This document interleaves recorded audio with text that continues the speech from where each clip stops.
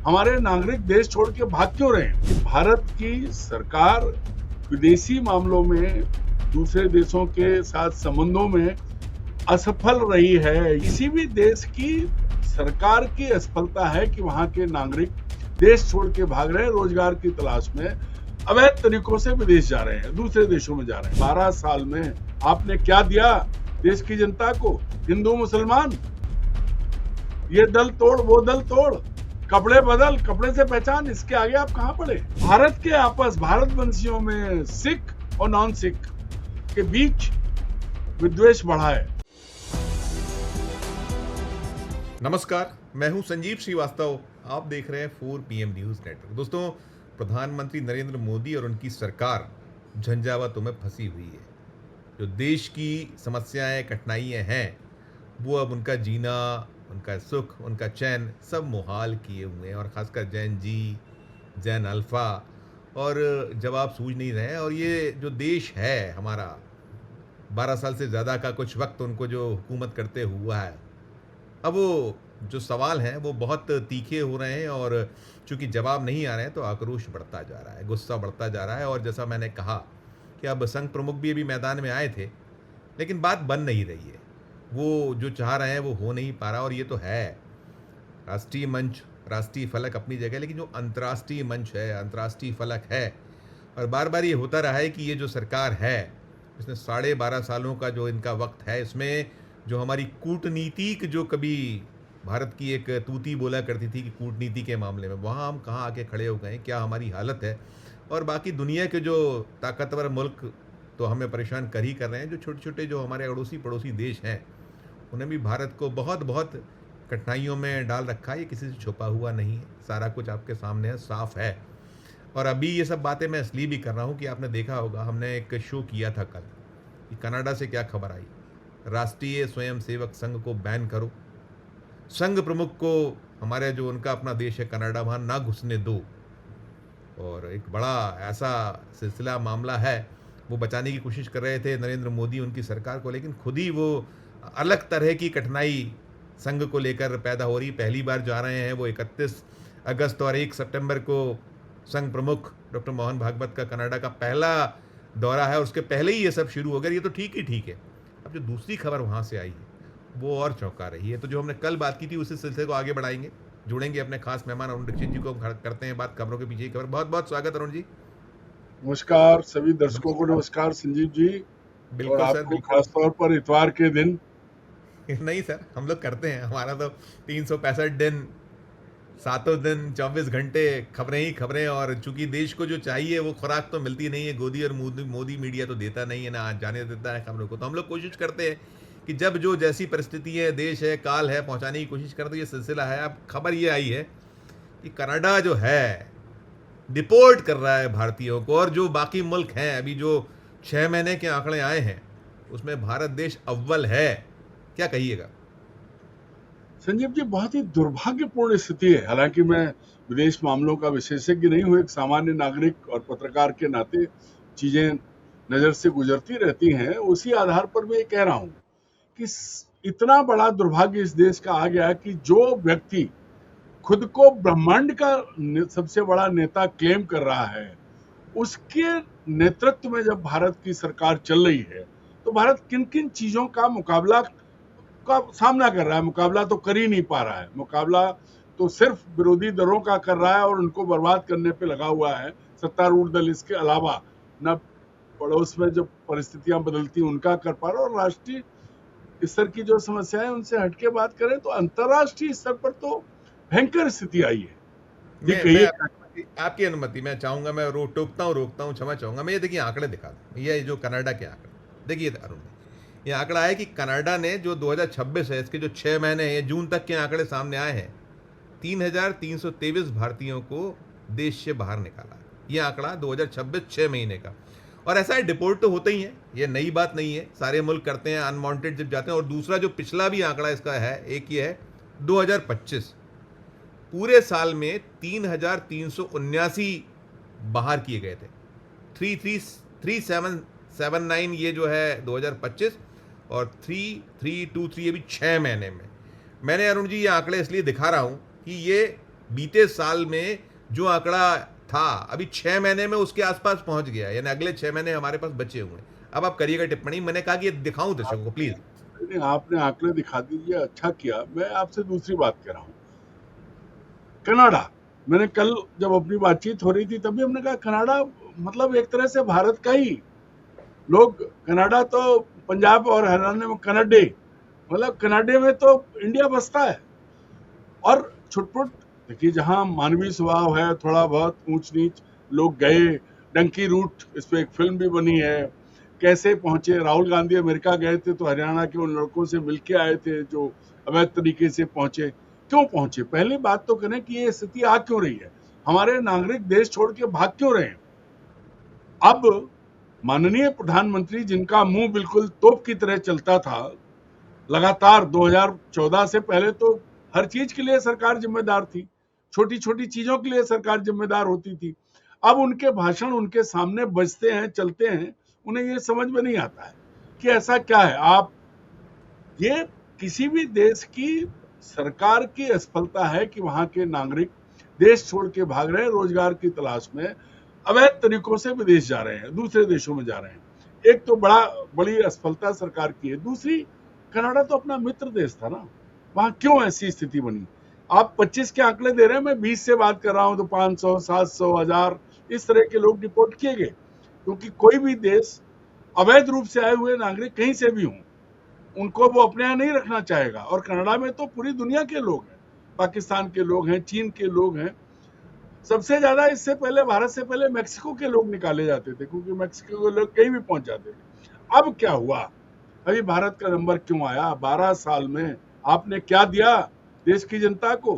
हिंदू मुसलमान, ये दल तोड़ वो दल तोड़, कपड़े बदल कपड़े से पहचान, इसके आगे आप कहां पड़े। ये शर्मनाक स्थिति है, क्योंकि कनाडा में जो कुछ हुआ है तो 2023 के बाद वहां हालात बदले हैं। भारत के आपस, भारतवंशियों में सिख और नॉन सिख के बीच विद्वेष बढ़ा है। कल भी मैंने कहा था, वो निज्जर की हत्या के बाद और बड़ा हंगामा हुआ था, वहां मंदिरों पे हमले हुए थे। कौन इसके लिए जिम्मेदार है। भारत की सरकार न तब उस मुद्दे को उठा पाई थी जब जस्टिन ट्रूडो तत्कालीन प्रधानमंत्री ने सीधे सीधे भारत की सरकार पर आरोप लगाया था कि उसकी एजेंसियों ने निज्जर की हत्या करवाई है। गुरबचन सिंह पन्नू पर अटैक हुआ, वो बचे और वहां तो साबित हो गया, निखिल गुप्ता ने मान लिया। ये जो हो रहा है, ये इस तरह की चीजें जो बढ़ रही हैं, वो भारत सरकार की असफलता का एक सर्टिफिकेट है। और एक और चीज लाता हूं, हम लोग अभी बात कर रहे हैं, अभी पिछले 12 साल से भारत में क्या चल रहा है। बांग्लादेशी घुसपैठिए, प्रधानमंत्री और गृहमंत्री घुसपैठिए करके राम माला ऐसे जप रहे थे। बंगाल का चुनाव हो, बिहार का चुनाव हो, कहीं भी बिना घुसपैठियों की बात ही नहीं हो रही थी। दिल्ली में भी हुआ था, दिल्ली में भी हुआ था, दिल्ली में भी हुआ था। हर चुनाव में, बिहार, गुजरात में घुसपैठिए, जहां देखो मुसलमानों को पीट दो, घुसपैठिए। और आज ही एक अखबार में खबर छपी है कि बांग्लादेश ने कहा है, इनका दावा कुछ भी हो, उसने कहा सिर्फ 73 लोगों को भारत के यहाँ से डिपोर्ट किया गया है, उनको हमने लिया है, वो हमारे नागरिक हैं। ये बात प्रमाणित है और ये दावा कर रहे हैं। वो कहते हैं हाँ, ये जबरदस्ती कुछ लोगों को हमारे यहाँ भेजने की कोशिश करते हैं और हम बिना सबूत नहीं ले रहे हैं। तो इससे बड़ा झूठ क्या है कि हर जगह सिवाय चुनावी स्वार्थ के आगे आपने कोई संबंध नहीं रखा। जो आपने कहा अपनी भूमिका में, कूटनीतिक संबंध कहां।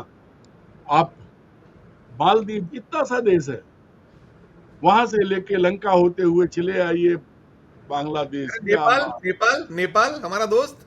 नहीं, नेपाल, पाकिस्तान, चारों तरफ। चीन तो हमारा कितना बड़ा दोस्त है, सब जानते हैं। चीन के साथ झूला कौन झुला रहा है, प्रधानमंत्री झुलाते हैं अपने साबरमती के आश्रम में ले जाके। तो मूल बात यह है कि भारत की सरकार विदेशी मामलों में, दूसरे देशों के साथ संबंधों में असफल रही है। ये कनाडा नहीं, इससे पहले आप याद कीजिए, कनाडा से 3,500 से ज्यादा लोग 6 महीने में डिपोर्ट हुए। ये बड़ा मुद्दा है। लेकिन वो दिन याद कीजिए जब प्रधानमंत्री नरेंद्र मोदी अमेरिका में थे, और अमेरिका ने अब भारत के लोगों को हथकड़ी बेड़ी लगा के अमानवीय तरीके से उनको भेजा था भारत, और प्रधानमंत्री मुंह नहीं खोल पाए। इस अरे बात का सर, डर है। 100% टैरिफ अभी जो टैरिफ अब पर बाद में आइए, नहीं नहीं, अभी टैरिफ अभी पर बाद लेटेस्ट में, आप लेटेस्ट नहीं घुसपैठ पर लेटेस्ट बात करें। नागरिकों लेटेस्ट पर बात हो रही, टैरिफ पर तो बाद में। भारत के नागरिक, देश किससे बनता है? नागरिकों से बनता है। एक देश नागरिक क्यों होता है? भाई मैं भारत का नागरिक हूं, भारत से मेरी उम्मीद यह है कि मेरा देश मेरे साथ खड़ा होगा। मैं देश में हूं, मैं देश का हूं, मैं देश के लिए हूं। और अगर मुझे रोजगार नहीं मिल रहा है देश में और मैं भटक रहा हूं, तो इसके लिए जिम्मेदार कौन है? देश और देश की सरकार। सरकार में कौन है? नरेंद्र मोदी हर जगह। मतलब अब किसको आप कहिएगा? तो जो टैरिफ पर तो अभी मैं आऊंगा इस बात पे, को टैरिफ के बिना काम पूरा नहीं होता है। सबसे बड़ी चीज है कनाडा। कनाडा आपके लिए बाहें खोले खड़ा था। कनाडा के साथ आपके संबंध बहुत अच्छे थे, लेकिन आपको किसने ये दिया कि मारेंगे? अब निज्जर मर गए, चलो ठीक है, एजेंसियों की भूमिका नहीं आई, लेकिन पन्नू के मामले में तो आपकी एजेंसी आई ना सामने। तो इतने फूहड़ ढंग से, बेहूदे ढंग से ये सब क्यों करते हो? आप अपने आप को बड़ा बताने के लिए देश को खतरे में क्यों डाल रहे हो? देश के नागरिकों को खतरे में क्यों डाल रहे हो? जो बीज आपने भारत में बोया हिंदू मुसलमान का, पंजाब की हिंसा खत्म हो गई, खालिस्तान का मूवमेंट खत्म हो गया, देश शांति के राह पे अच्छी पटरी पे लौटा, और आप चुनावी खेल में वहां फिर वही शुरू कर रहे हैं। अब कनाडा में सिख और नॉन सिख होना, मतलब भारत के लोगों के बीच में मतभेद होना, वैचारिक नहीं धार्मिक आधार पर लड़ाई होना, गुरुद्वारों से निकल के मंदिरों पे हमले होना, तोड़फोड़ होना, ये इसके लिए कौन जिम्मेदार है? इसके लिए हम जिम्मेदार हैं, हमारा देश का नेतृत्व जिम्मेदार है। और 3,500 लोग अगर 6 महीने में आए हैं, तो इसका एक मतलब ये भी है, सीधी उंगली उठती है 56 इंच के सीने में, ये कील की तरह ठुकती है कि इसका मतलब ज्यादा लोग देश छोड़ के भाग रहे हैं। आप पकौड़े तलने का रोजगार दे रहे हो, आप देश को अंबानी और अडानी को बेच रहे हो। ये मैं नहीं कह रहा हूं, ये प्रमुख विपक्षी दल कांग्रेस कह रहा है, और पूरा देश देख रहा है।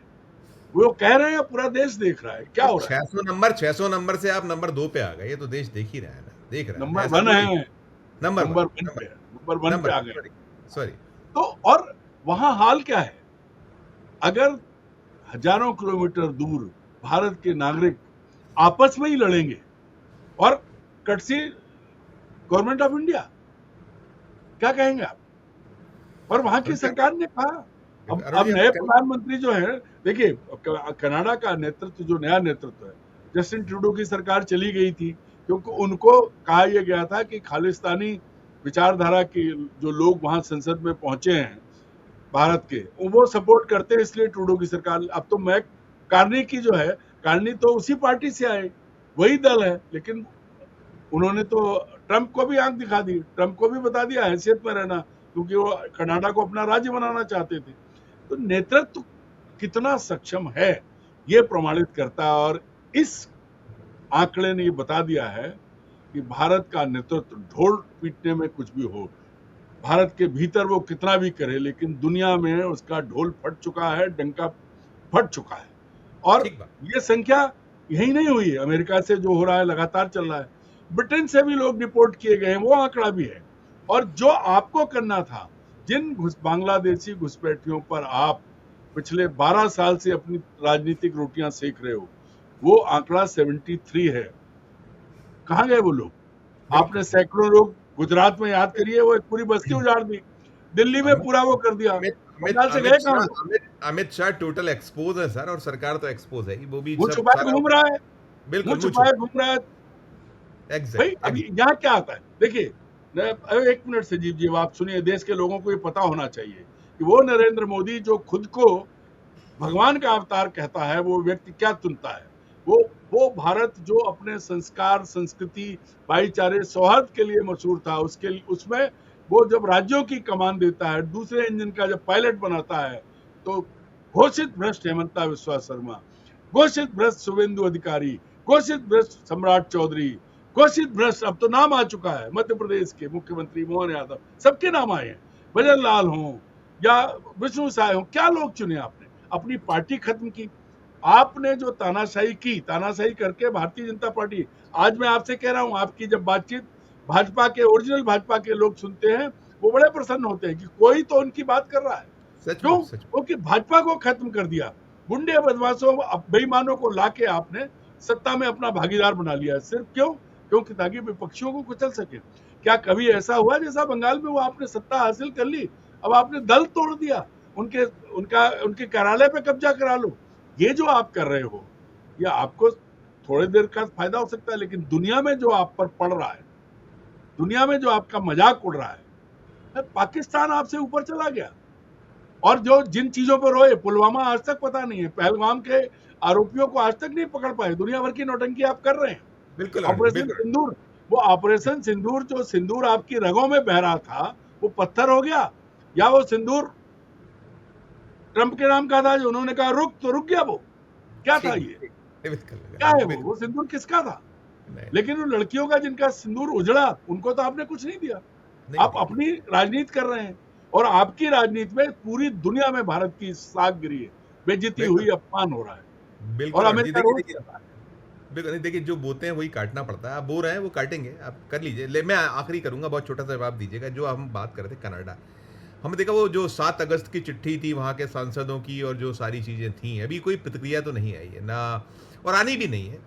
लेकिन कुल मिलाकर ये जो एक झटका दिया कनाडा ने आरएसएस चीफ को, वहाँ की जनता भी, वहाँ वो संगठन है कि पूरा का, अगर सांसद कह रहे हैं तो जनता जनता कह रही है, और इसके अलावा जो बाकी संगठन है सामाजिक और तमाम, वो भी उसी तरीके के सुर में सुर मिला रहे हैं।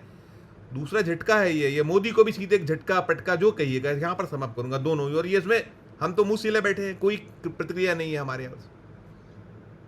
संजीव जी, क्या आज तक नरेंद्र मोदी ने किसी गंभीर मुद्दे पे मुंह खोला है? ट्रंप ने जब युद्ध रोकने का ऐलान किया था, तब से आज तक क्या नरेंद्र मोदी का मुंह खुला है? आज नरेंद्र मोदी कहां जूझ रहे हैं? जिस राहुल को पप्पू बनाने में अरबों रुपए खर्च किए और पूरे 12 साल लगा दिए गांधी परिवार को कोसने में, आज वो राहुल गले में मछली के कांटे की तरह अटक गया है, और वो राहुल नेता बन गया है। जैन जी मूवमेंट, जिसकी वजह से मुंह छुपाए घूम रहे हैं नरेंद्र मोदी और अमित शाह दोनों, वो पैलेट गन के छर्रे, वो जो छर्रे बच्चों के मुंह पे लगे, वो छर्रे घूम करके जो है संसद भवन में घूम रहे हैं, और वो छर्रों के छर्रे भी निकल गए जो पता ही नहीं लग रहा कहां गए। ठीक है ठीक है ये ठीक है। ये जो खेल है, देखिए, गन से निकले छर्रे तो दिखाई पड़े, लोकसभा के सदन में भी छर्रे हैं, वो नेहरू जी को गाली देते हैं, लेकिन आपको कोई फर्क नहीं पड़ता है, आपको आनंद आता है। सबसे दुर्भाग्य की बात क्या है कि देश की सारी संस्थाएं, जो जिनका संवैधानिक कद इतना ऊंचा था कि उनकी तरफ लोग उंगली नहीं उठाते थे, उनको नरेंद्र मोदी और अमित शाह की जोड़ी ने रसातल में पहुंचा दिया है। राज्यसभा का सभापति, देश का उपराष्ट्रपति, संसदीय कार्य मंत्री से कहता है कि गृह मंत्री को लाइए, गृह मंत्री भागे हुए हैं। संसद के सदन में, संसद परिसर में रह के सदन में जाने से डरते हैं।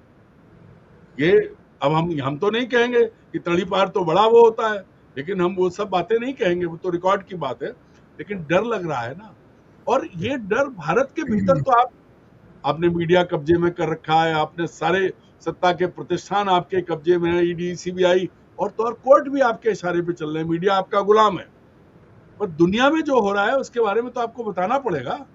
कनाडा अगर 3600 लोगों को निकाल रहा है 6 महीने में, और आपका मुंह बंद है, या तो आप कहिए, जिम्मेदारी लीजिए कि हाँ हम अक्षम है, हम रोजगार नहीं दे पाए इसलिए भारत के लोग वहां जा रहे हैं, या अगर कनाडा गलत कर रहा है तो सीना ठोक के कनाडा से सवाल कीजिए। जब आप दोनों नहीं कर सकते तो आप कायर हैं, आप अक्षम हैं, आप नकारा हैं, आप निकम्मे हैं, आप रोजगार नहीं दे पाते हैं, आप सिर्फ गाल बजाते हैं, और वही उसका असर जैन जी तक पहुंच गया है, अल्फा तक खड़े हैं, और जिसके बचाव में आप मोहन भागवत तक को बेचारों को झूठ बोलने के लिए विवश करते हैं। अंबानी के हाल में भागवत जी ने जो सवाल जवाब किए उसमें आधा झूठ बोला है।